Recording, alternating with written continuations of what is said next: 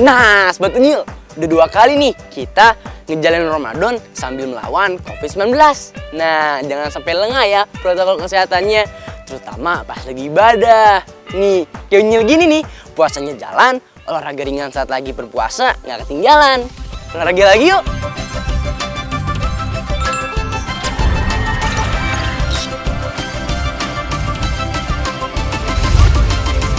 Si Unyil, yuk kita kemon.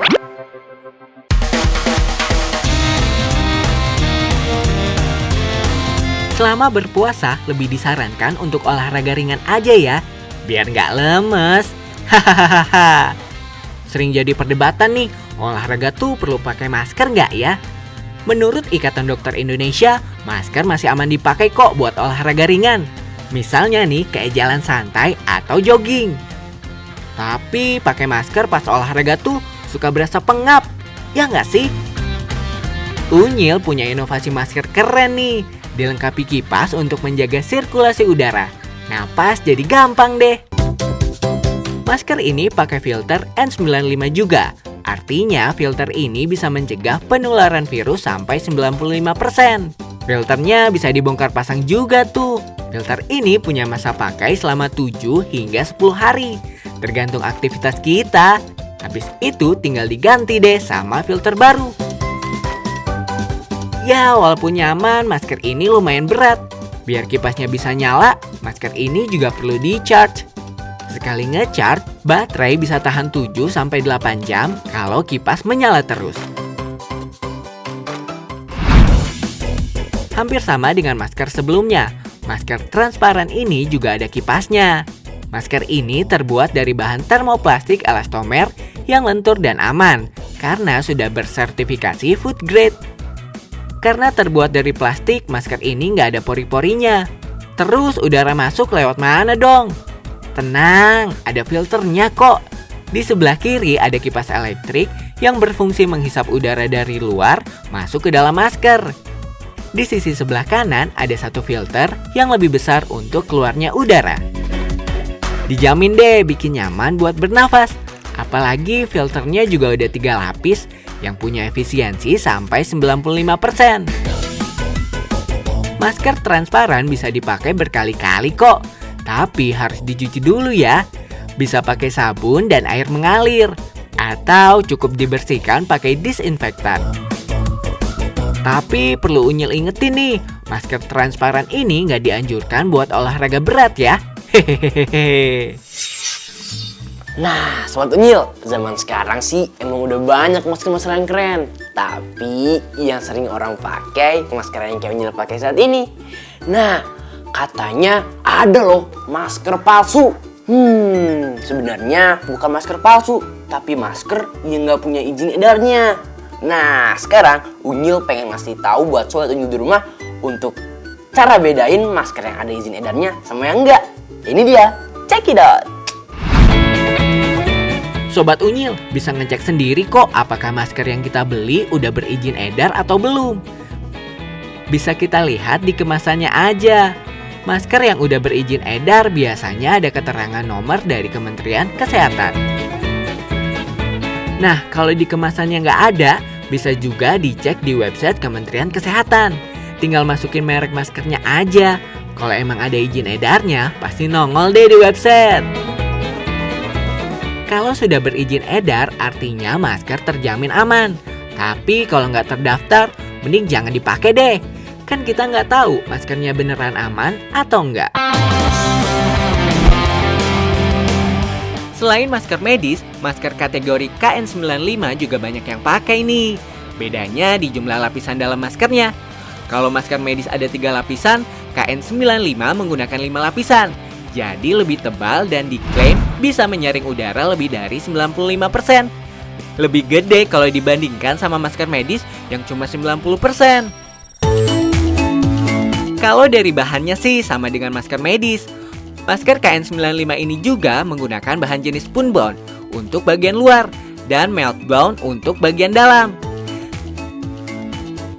5 lapisan kain ini akan direkatkan jadi satu dengan metode ultrasonik. Metode ini memanfaatkan gerakan yang sangat cepat sehingga menghasilkan panas yang dapat merekatkan lapisan kain. Metode ultrasonik ini biasanya sih digunakan buat bikin komponen elektronik berukuran kecil. Nah, kalau sudah merekat, masker bakal dicetak, lalu dipasang bagian penyangga hidung yang terbuat dari kawat. Jadi dijamin kuat deh. Penyangga hidung ini berfungsi agar masker nggak gampang turun pas lagi beraktivitas. Wah, cocok banget nih buat yang hidungnya pesek kayak Unyil, biar nggak melorot maskernya. Hehehehe. Setelah itu, kita pasang deh bagian tali pengaitnya. Proses menempelnya sama nih, menggunakan metode ultrasonik. Makanya mesinnya berisik banget. Salah satu kelebihan metode ultrasonik ini, lapisan masker tetap steril karena nggak pakai lem atau zat kimia lainnya.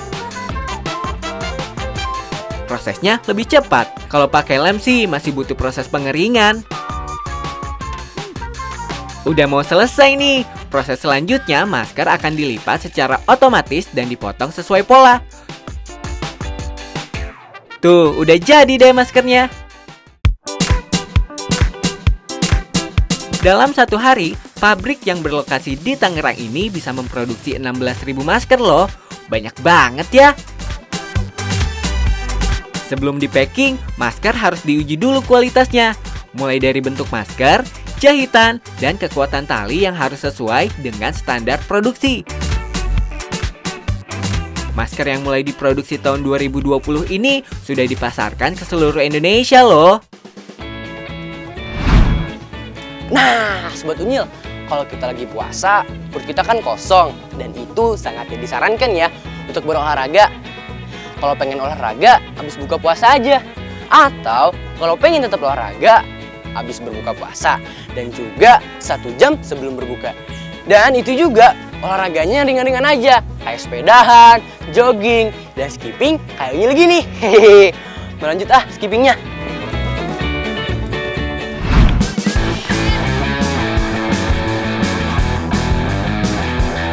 Kalau olahraga buat atlet, beda lagi ya ceritanya.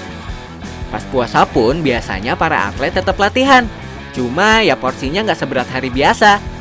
Biar tetap bugar, para atlet juga butuh asupan gizi seimbang. Oh, kalau menu khusus nggak ada, karena kita untuk menyiapkan variasi yang banyak untuk mencegah kebosanan dari atlet. Tapi kita tekankan di sini, makanannya harus yang tinggi protein dan rendah lemak. Kayak makanan yang tadi sudah dilihat, itu ada ayam, ada tempe, dan ada telur yang di sana.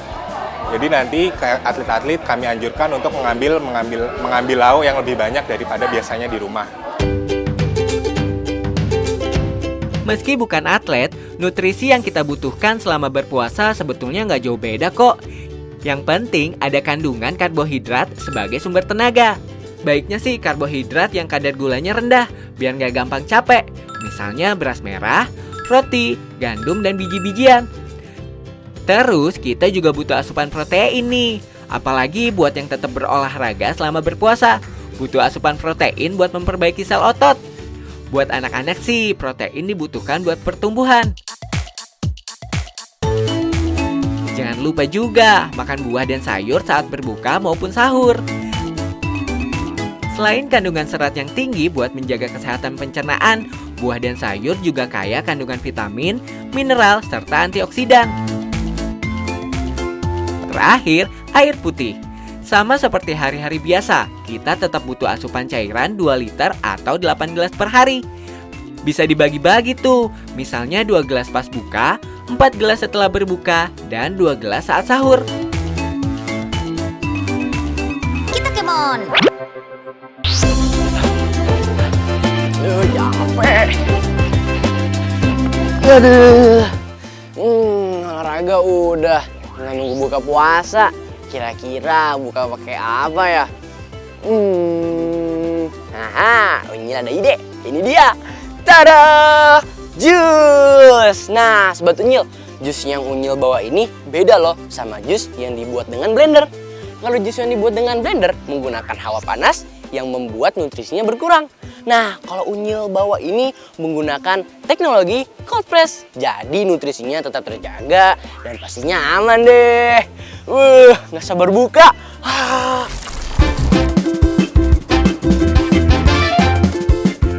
Dengan teknologi canggih, salah satu produsen jus di Jakarta bisa menghasilkan jus buah dan sayur siap minum, tapi nutrisinya masih lengkap. Cocok banget kan buat menu buka dan sahur. Hehehehe. Jus buah dan sayur yang dibuat nggak pakai tambahan air dan gula, dijamin lebih bergizi. Rutin minum jus yang diolah dengan cara benar bisa membantu ngilangin racun di dalam tubuh. Nutrisinya mampu meningkatkan sistem kekebalan tubuh, meningkatkan energi dan kinerja otak.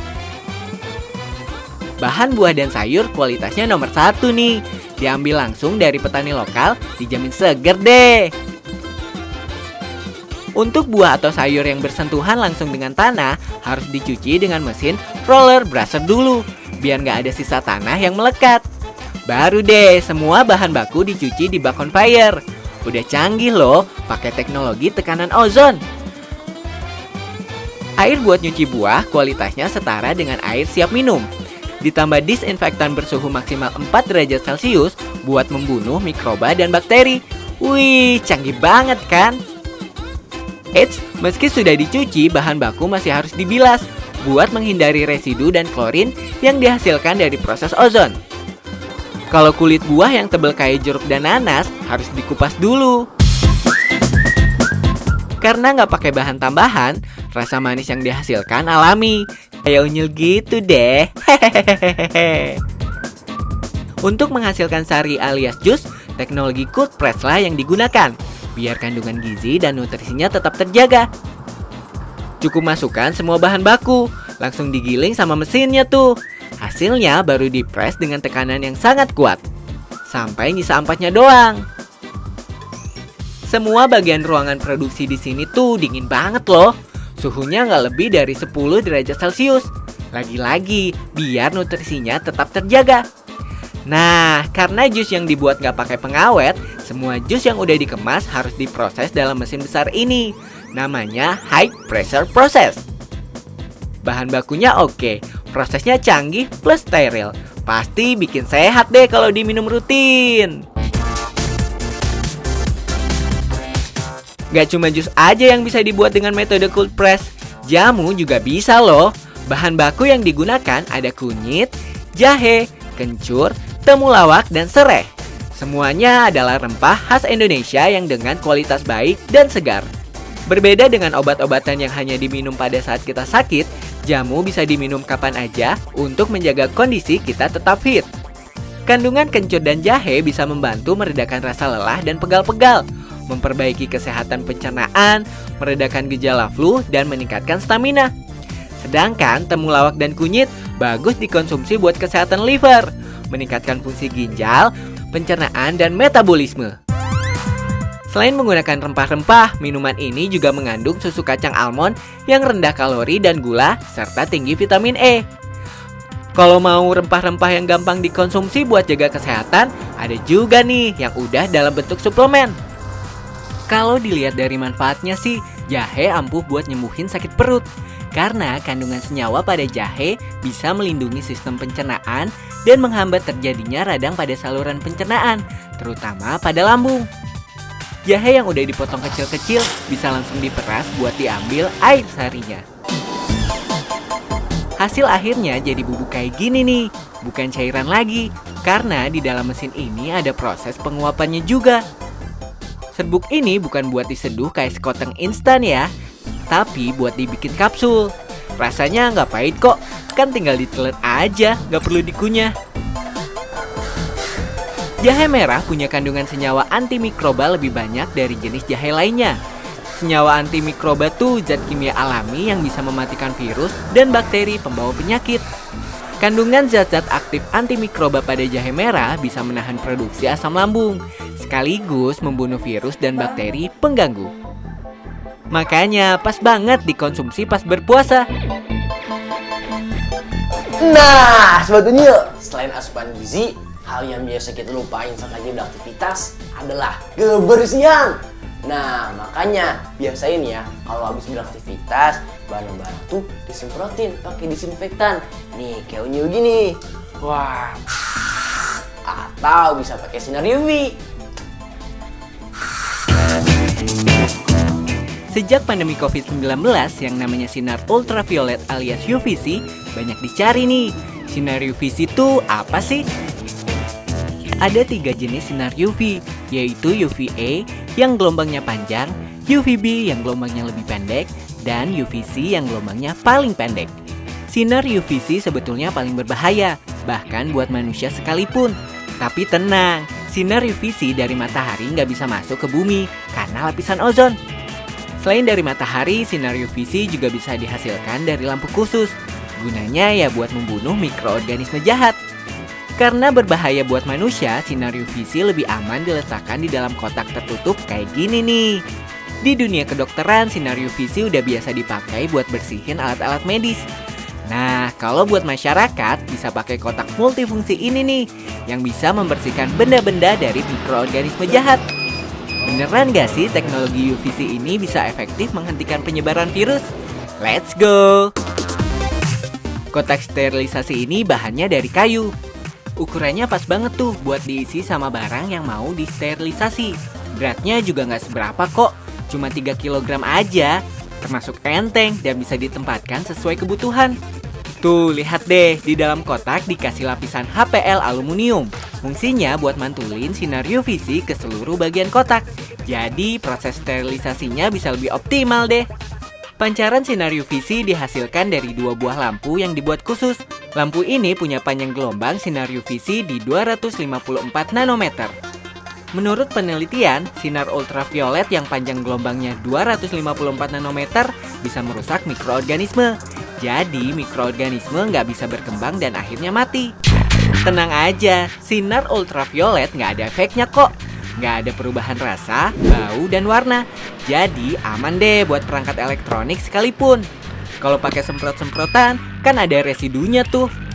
Hasil pengujian lab menunjukkan kotak sterilisasi UVC ini efektif mematikan bakteri merugikan seperti E. coli dan Salmonella. Makanya penggunaan paparan UVC ini juga aman kok buat mensterilkan makanan dan minuman. Buat mensterilkan barang, kotak sterilisasi UVC ini butuh waktu selama 5 menit. Gak cuma buat sterilisasi aja, ternyata kotak ini juga dilengkapi sama satu fitur lain yang menarik loh. Pada bagian penutup dipasang layar sentuh untuk mengoperasikan lampu UVC dan mengaktifkan koneksi speaker Bluetooth.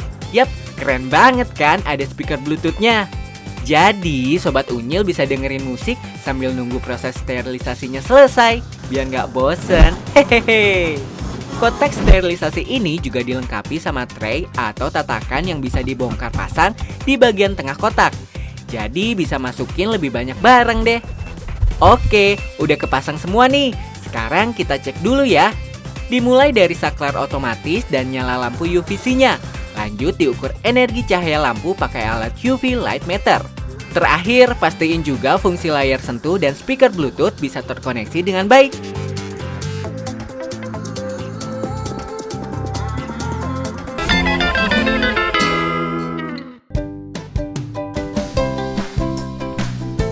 Hai Nyil, Kak Arsa perhatiin, kok belakangan ini lagi sering lemes? Iya nih Kak, udah beberapa hari ini Unyil lemes banget. Padahal udah makan banyak waktu sahur. Saat berpuasa, pola makan kan berubah. Tapi tetap aja Nyil, kita harus menjaga asupan kalori. Kalau enggak, nanti bisa lemes seharian. Nah, pemenuhan kalori bisa kita atur saat berbuka puasa Nyil. Sebetulnya setiap orang membutuhkan kalori yang berbeda-beda. Itu tergantung berat badan, aktivitas, jenis kelamin, ataupun umur. Sebaiknya, setelah seharian penuh berpuasa, saat berbuka, lebih baik diawali dengan segelas teh tawar hangat, supaya lambung siap menerima makanan. Lalu, sekitar 5-10 menit kemudian, kalau mau simple, bisa konsumsi 3-5 buah kurma. Kurma setara dengan 100-150 kalori, Nyil. Makanan manis sangat dianjurkan jadi makanan pembuka puasa, karena karbohidratnya lebih mudah dicerna tubuh, Nyil. Fungsinya bisa menggantikan cadangan gula darah selama berpuasa. Oh, jadi gitu ya Kak. asupan kalori harus diperhatikan juga ya. Jadi nggak boleh cuma asal makan banyak aja ya. Iya betul Nyil. Ingat, tubuh yang sehat bikin hati jadi riang. Hahaha, Sobat Unyil, kalau udah nonton tayangan Unyil kali ini, pasti nggak abai deh untuk protokol kesehatan. Pokoknya jaga makanan, jaga kebersihan, oke? Supaya ibadahnya lancar-lancar dan sampai akhir nanti, oke? Unyil pamit dulu, dadah!